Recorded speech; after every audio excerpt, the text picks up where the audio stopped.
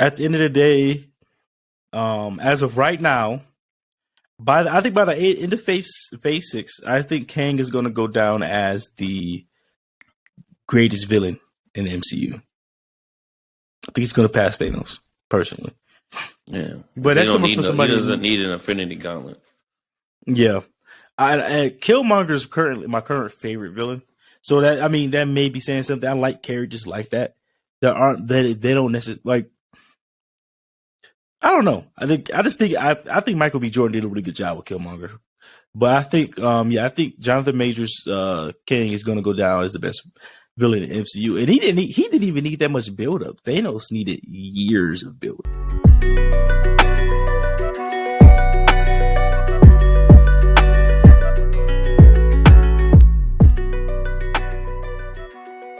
That's what I thought. I said I enjoyed the movie, man. Kang was Jonathan Majors is an amazing actor, bro.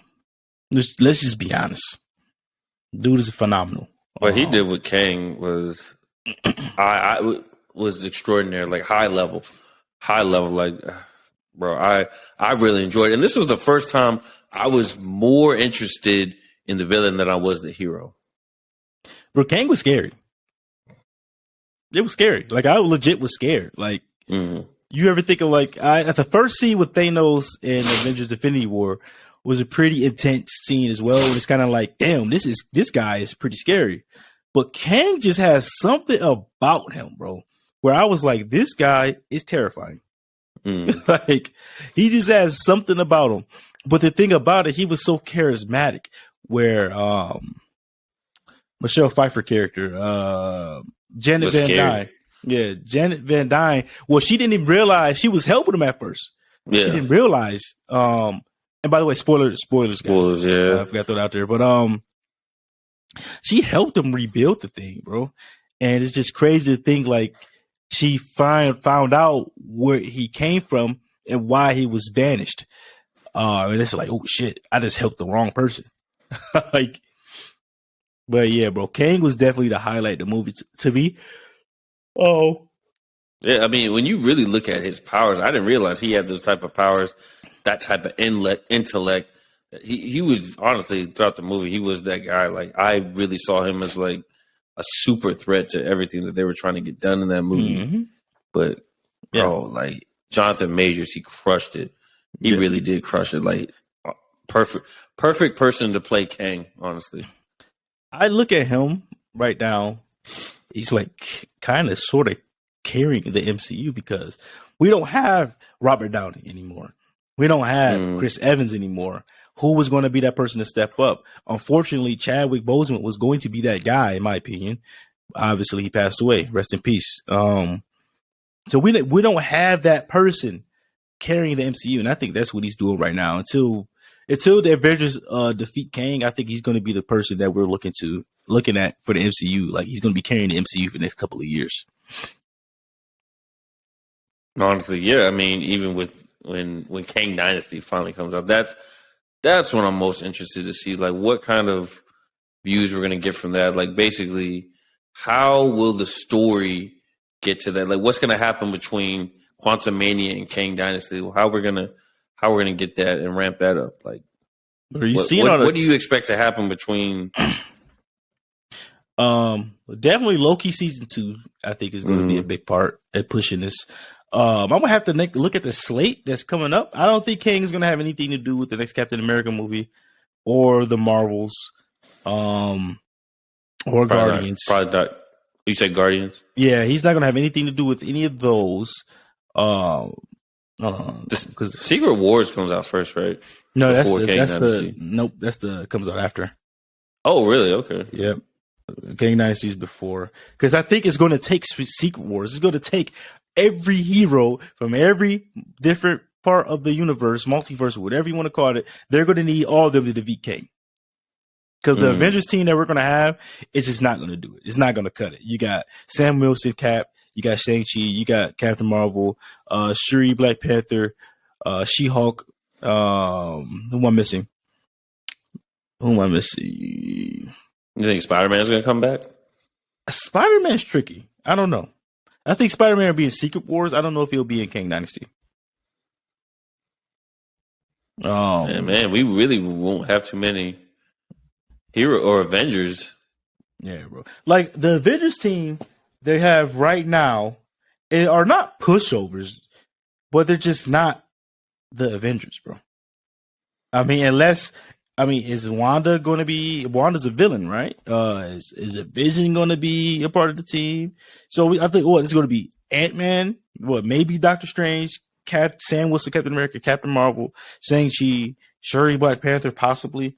Yeah. Well, maybe if Spider-Man. I mean, that team's. I can see it happening, but they're going to get annihilated, bro. You said they're going to get annihilated? Yes, absolutely. Kang it's not even close because they don't have. You saying they don't really have any leaders there? No real leader. Yeah, they don't have a Chris, not a Chris Evans. They don't have a Steve Rogers. They don't have a Tony Stark, bro. Like this, it's going to be tough, bro. They don't have a T'Challa. It's going to be tough, bro. That's where it all starts. The start of that leader position. I mean, you could have all the power, but if you don't have someone pointing you in the right direction or guiding them, I mean, it's basically going to be pointless. Yeah, so our audience can let us know what they think, how the team's going to fare. I don't think they're going to do too well. I know Captain Marvel was pretty powerful. I don't know if she has the combat expertise. To take on Kang. Yeah, she's not a genius level intellect, character, So it's going to be tough, bro. I don't know. What parts of Quantumania did you enjoy the most? I definitely I enjoy a lot of the funny scenes. Yeah. I really enjoyed when they were getting into the world trying to figure everything out. Because it was new to all of us. It was like my boy Colin said, it's like an acid trip where you're like, what the hell is going on? Okay. When they were drinking that stuff so they could understand the language, it was all kind of freaky, bro. So let me tell you about that part. Yeah, I knew that was going to happen. Mm-hmm. I knew that was going to happen. I'm like, they're going to have to drink something because in the basically Catherine Newton's character, I forgot her name or whatever, but Catherine Newton's character, she was saying, drink the ooze, or drink the whatever it is. And I knew that was going to be used to help them understand the language. The reason why is because it's in another movie. Oh, yeah? What movie's that? Yeah, What movie's that? John Carter. So it's John Carter. It's another Disney movie. Yeah, I know. Yeah. John Carter, because he's on Mars and he has to drink. In the movie they call Mars Barsoom, and he has to drink whatever liquid or water or whatever, and then he understands the language once he does that. So that's why I knew that was going to happen in the movie. Wasn't that movie a major flop? Yeah, and it was a long movie too. It had some good parts to it. It was based on like 100-year-old comic book. But yeah, it had my boy from my boy that played in Friday Night Lights. He was in it. He was the main character, I think. Taylor Kirsch. Yeah, he was Remy LeBeau. He was a Gambit in the X-Men Origins. Yeah, he just had some unfortunate castings. It had a pretty good cast. I mean, not to get on tangent, but it had Lupita Nyong'o. It had William Dafoe in it. It's actually pretty good casting. I was saying he just had unfortunate roles in the movies he's been in that flopped. Oh yeah, yeah. Because I don't think he's a bad actor. I just think he was setting up to be some kind of blockbuster actor, but kind of just his movies just didn't hit. That's true. There's some movies that come to mind where he was good in it. It's just the movie was not that good. Yeah, I understand what you're saying. What'd you think of Bill Murray's character? I think they could have used him more. I think he was just used as a comedic point. I think they could have used him more in the movie. I enjoyed him. I mean, that was a way to beef up the cast in the movie, but I think they could have used him more, and he could have been, help move the plot along and the story a little bit long. But I mean, it was comic relief. Yeah, it was kind of random. But obviously, it was funny when Janet was like, "I had my needs." It's just that's who you were with out of all the people. And she was down there for 30 years. I mean, You know, what I mean, I ain't mad at her. I don't blame her. You know, it is what it is. It's life. Bill Murray. There you go. We all adults, man. But it's just funny. But yeah, a lot of people didn't like the movie or got mixed reviews. I actually enjoyed the movie. I thought it was funny. My wife said it was okay. My favorite part. My favorite part of the movie was when he got sent. I guess he was shrinking to get smaller, trying to go look for what Kang wanted him to get. But then they said, what was it called? The probability. Oh yeah. When he kept multiplying. Yeah, and then because I was picturing, because I know myself and I will argue with myself. Like, no, I'm the original one. You asshole. Why you tell me? Like, the funniest one when him in the Baskin Robbins, yeah, bro, uniform. Dude, that shit was so funny. And then one of the probabilities asked, like, "Hey, do you have ice cream?" I was like, "What?" Dude, I was crying laughing that entire scene. Ice cream. My wife is telling me to shut up. I couldn't stop laughing, bro, because I just kept picturing myself like that'd be me for sure. Oh my god! But yeah, man. Overall, I enjoyed the movie. I get the mixed reviews, man. Like, obviously, it was a really odd movie, an odd place. My boy Colin said, he said it was a little too silly. He said it felt like an acid trip. The world. He said he liked the world building, but he said some of the characters seemed like too much. Honestly, the Quantumania, or sorry, not the Quantum Realm. Honestly, the way I pictured it, I think that makes sense. The way that they have the world, and basically the way that a universe beneath our universe, I think that's what it would look like. Honestly, yeah, like omnimus, or however you say that word. Yeah, very like just I don't know, just super extraordinary. Like it was just huge and vast. Yeah, bro. They did my boy MODOK dirty, bro. They did my boy MODOK so dirty. Like, why did his face look like that, bro? Why they do him like that, man? MODOK is one of those. Like that? He's one of my favorite characters, bro. They just did my man straight dirty. Damn, bro. His death scene. Oh no! It was so awkward, bro. He was coughing up what I don't know what he was coughing, fluids. Oh boy! I lost it when he said at least he died in an Avenger, bro. I was like, what? I was like, ugh, buddy. I hate to tell you. They were just let him have it. Just let him have it. So, what did you think of Catherine Newton's character, Cassie? That's the name of her, right? Cassie. Yes, Cassie Lang. She was annoying at first. Boy. But I get it. I mean, when we look back, right, most teenagers are rebellious and annoying. So I get it. Like, looking back at it as an adult, so like, dude, why is her character so annoying?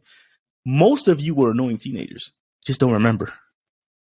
Like, so, but yeah, I liked her. I ended up liking her character towards the end. At first, it was like, oh my god, she's so annoying. But by the end, I was like, okay, she's cool. I want to know. She means well. I want to know how she knew so much about all the physics that go into the quantum realm and all that stuff. How she learned all that science so fast. Like, that's what I wanted. I mean, okay, yes, 5 years. Yeah, I remember she was still one of the ones that she didn't go through the blip or whatever. So I guess she had a lot of time to learn. I mean, I guess I just answered my own questions. Damn it. But I just want to know, there was no one there really to explain it to her. You know, while everyone else was grieving and just living their lives, she basically learned all that stuff on her own. After everyone came back, she spent a lot of time with her, I guess, step grandfather, one of the smartest people in the MCU. So she spent a lot of time with him down in the basement learning that stuff and was very intrigued by it. So when you're really interested in something, you could pick up on it kind of fast. So she spent a lot of time with Hank Pym. You know, and she probably just picked up on it quick. But it's, you know, it's the movie. It's a movie, bro. Like, I get what you're saying. Because I can't try to make sense of everything. Yeah, but honestly, the highlight to me, I said it before, is Jonathan Majors as King. He who would have thought somebody would be able to top Thanos? I'm not gonna say top yet, but who would have thought that somebody would be able to do this after we just experienced Thanos, who was built up for 6-7 years before we seen him? Legit about 6 years, yeah. So Jonathan Major did a great job, excellent actor. I'm looking forward to seeing Kang throughout the MCU for the next couple of years. Just his talents is going to bring out Kang, I think, in the best way. Like I said before, perfect casting for Kang. A lot of intensity, a lot of passion there. Very intimidating. Kang Dynasty, bro. I'm ready for it. I'm already ready for it. Yeah, Kang was very intimidating, bro. Very intense, very angry, very authoritative. Bro. Like he takes what he wants. He's not gonna. He's maniacal, but he keeps it controlled. He's not like insane or crazy like that. He's calm. He's collective, and he's able to get what he wants through. I mean, he'll reason with you, but if you don't give him what he wants, he'll take it. Exactly. He has ways of getting what he wants. Yeah, but yeah, I guess they say the bad thing about the movie, they're playing it safe. Doing things they've done before. I mean, Marvel, the MCU, they're going to stick to their formulas. Yeah, it is what it is. Like, we should, understand that by now. If I had to rate the movie, I'll probably give it a 6, or I'll probably give it about 6.5 out of 10. I enjoyed it. I thought it was pretty funny. Did it blow my expectations through the roof? No.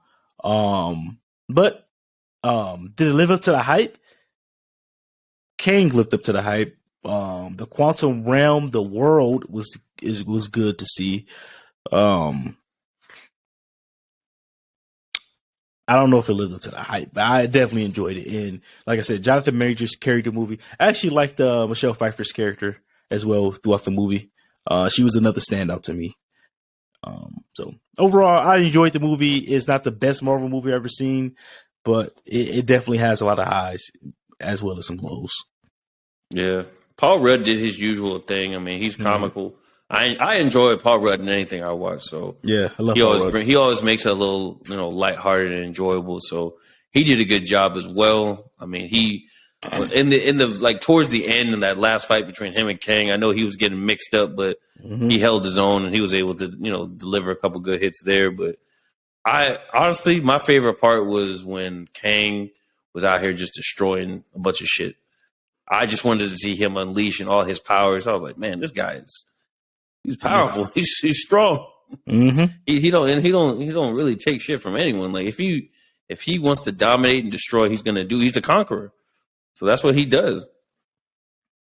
At the end of the day, as of right now, by the end of phase 6, I think Kang is going to go down as the greatest villain in the MCU. I think he's going to pass Thanos, personally. Yeah, but that's coming from somebody who doesn't need an Infinity Gauntlet. Yeah, Killmonger is currently my current favorite villain. So that may be saying something. I like characters like that. They don't necessarily like. I don't know. I think Michael B. Jordan did a really good job with Killmonger, but I think Jonathan Majors King is going to go down as the best villain in the MCU, and he didn't even need that much build up. Thanos needed years of build up. So,